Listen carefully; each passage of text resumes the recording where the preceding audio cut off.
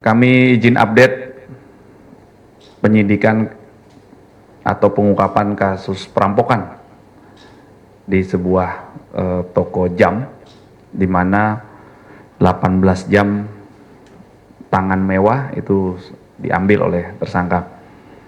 Saat ini penyidik Subdit Jatanras di Treskrim Polda Metro Jaya telah mengembangkan kasusnya. Awalnya kemarin diamankan satu tersangka, pelaku utama yang viral di video itu, saudara HK. Ternyata saudara HK ini mengirimkan 3 jam tangan mewah kepada tersangka kedua, namanya saudara MAH. Ini sudah ditangkap juga. Kemudian tersangka kedua MAH ini menyerahkan 3 jam tangan ini ke tersangka DK. Ini juga sudah ditangkap dengan maksud untuk dimintain tolong untuk menjualkan. Kemudian tersangka keempat yang ditangkap adalah TFZ. Ini juga dititipin, dimintain tolong oleh tersangka HK untuk menjualkan 3 jam tangan mewah. Jadi rencananya ada 6 jam tangan mewah yang akan diminta kepada 3 tersangka untuk dijualkan, dan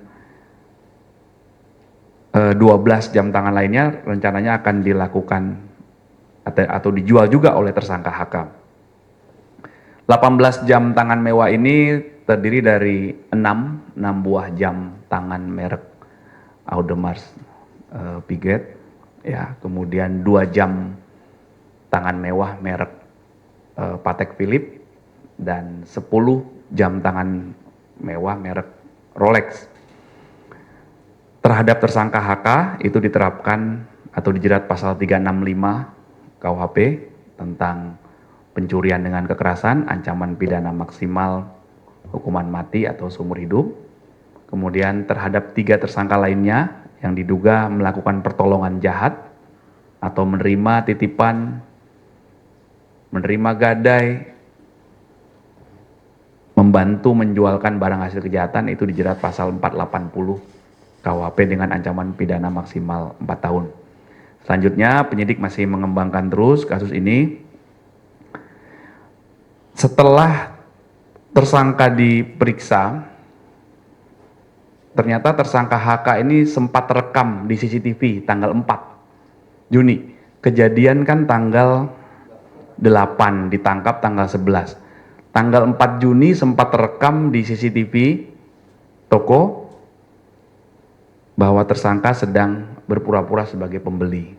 Ya, dan berdasarkan keterangan tersangka, maka tersangka mengakui sudah melakukan perencanaan survei persiapan itu 3 minggu sebelum melakukan aksinya.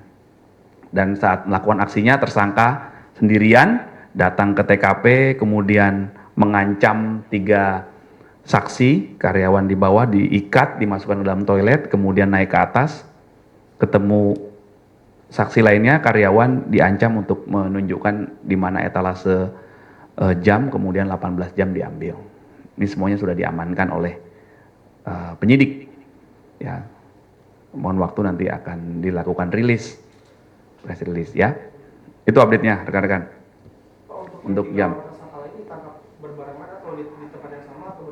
Di tempat yang berbeda-beda, rata-rata dari Jawa Barat semua. Ya, setelah dikembangkan, ya. Jadi keempat tersangka ini sudah ditahan semuanya. Ditahan. Ya, saling kenal semua. Pekerjaan tersangka HK sehari-harinya adalah tidak bekerja atau pengangguran. Ya. Mereka spesialis atau melakukan ini? Nanti akan didalami, ya, apakah keempat tersangka ini pernah melakukan hal yang sama dan lain sebagainya. Ini masih yang merupakan bagian dari pendalaman penyidik. Ya. Kalau yang 3 itu pekerjaannya apa? Memang suka jual beli jam atau? Dan ini masih dalami, ya, masih dalami. Itu kan barang buktinya, Pak? Ya? Untuk motif barang bukti yang sudah diamankan? Ya, motifnya ekonomi, ya, karena ini jam tangan yang mewah. Berdasarkan laporan dan hasil pemeriksaan, maka dugaan kerugian yang dialami korban adalah 12,85 miliar rupiah, ya, senilai dengan 18 jam tangan mewah yang diambil oleh tersangka. Jadi semuanya sudah diamankan Pak ya? Barang Bapak yang Sudah diamankan. Jadi Sudah. dari 18 jam tangan itu belum sempat dijual, Pak? Belum. 6 pertama, yang 3 sudah di tangan tersangka MAH, dari MAH diserahkan ke DK untuk dijual.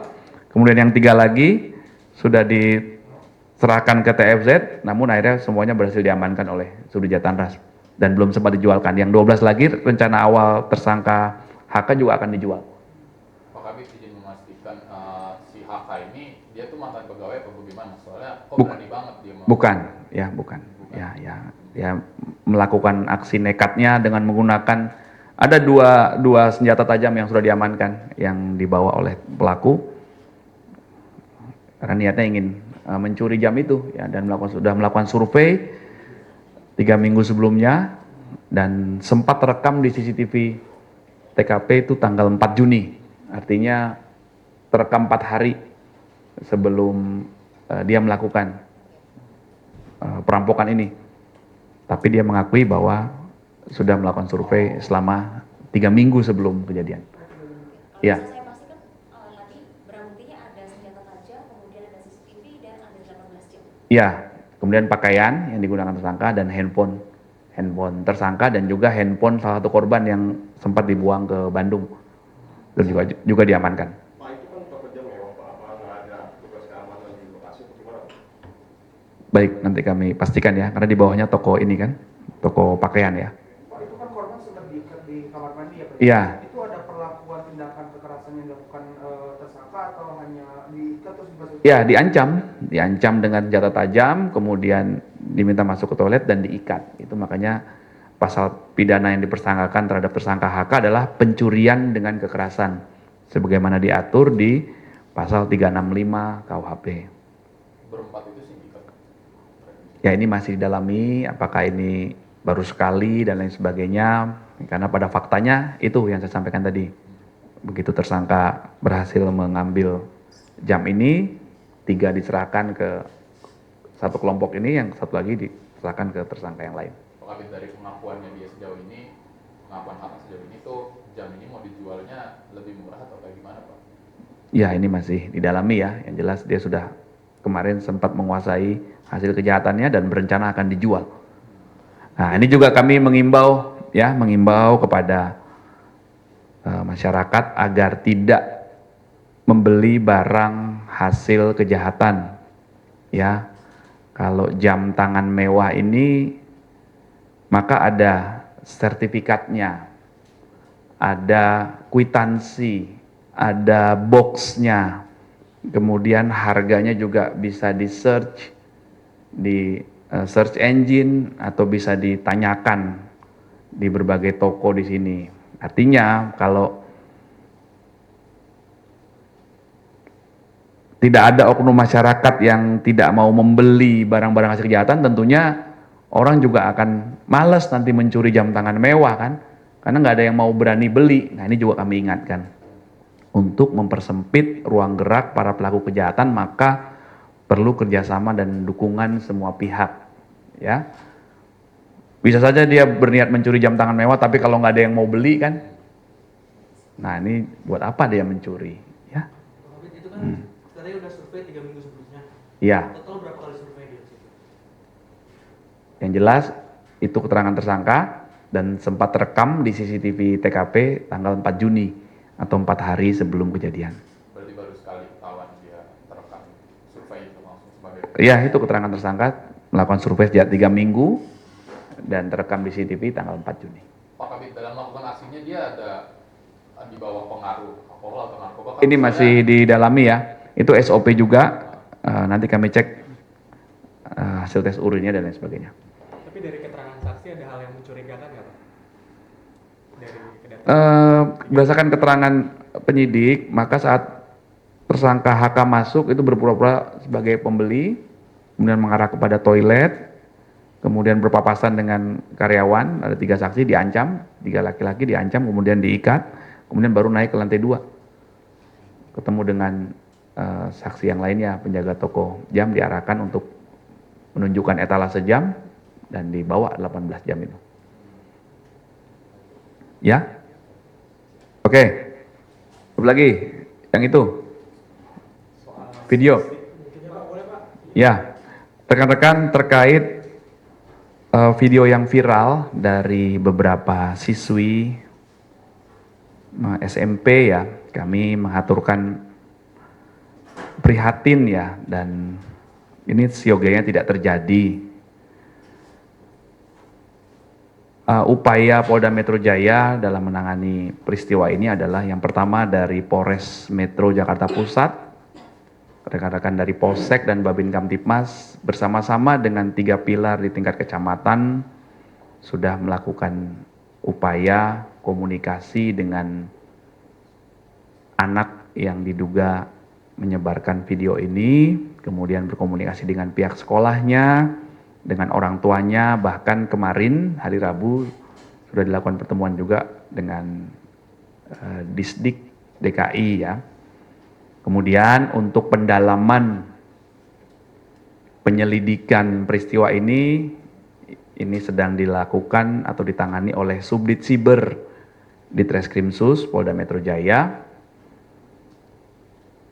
Sekali lagi kami menyampaikan ini perbuatan yang tidak sepatutnya ya, tidak sepatutnya terjadi lah ya. Ini agar kita sama-sama bijak bermedsos ya. Ini anak, mohon orang tua juga mengawasi anak-anak agar menggunakan medsos dengan baik dan bermanfaat, jangan sampai malah menjadi backfire, merugikan kita melakukan hal-hal yang tidak baik, menyampaikan ujaran kebencian, menyampaikan hal-hal yang berbau pornografi, yang merugikan orang, dan lain sebagainya. Ini juga harus kita antisipasi ya. Jadi mohon waktu, penyidik Subdit Siber masih mendalami peristiwa ini. Ini merupakan bentuk kerjasama semua pihak ya, Polda Metro Jaya, rekan-rekan dari Pemprov, dari Kodam Jaya itu sudah hadir semua kemarin. Kemarin dari distrik menyatakan akan ada pembinaan menyeluruh begitu Pak Kabit. Ini adakah planning pembinaannya seperti apa supaya nggak terjadi lagi di kemudian hari? Nanti kami komunikasikan dengan Disdik ya untuk ininya, rencana yang jelas sinergi ya, ini kan harus ditangani secara bersama-sama ya. Oke.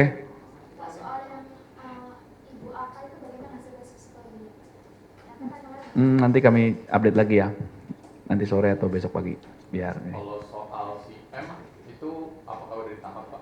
Belum, masih ditelusuri, ya, telusuri. Dia orang yang sama Pak, yang menghasilkan dan yang... Nah ini yang masih dalami. Siapa yang menggunakan akun Facebook Ica Sakila yang akhirnya menyuruh kedua tersangka untuk mengirimkan foto tanpa busana dan video porno, ini juga masih didalami karena pemilik akun Ica Sakila, Saudari S, berdasarkan hasil keterangannya beberapa waktu yang lalu, menyatakan bahwa dia juga pernah mengalami peristiwa yang sama, diminta mengirim video, foto tanpa busana oleh akun Vina Alvina atau Saudari M. Ini yang masih dicari. Berarti belum terkonfirmasi dua orang itu sama gitu? Iya. Jadi siapa yang menggunakan, mengatasnamakan akun Ica Sakila sehingga meminta kedua tersangka untuk melakukan tindak pidana itu. Di sisi lain kami juga, penyidik juga mencari siapa pemilik akun Vina Alvina yang pernah menyuruh Saudari S untuk melakukan foto tanpa busana dan dikirim.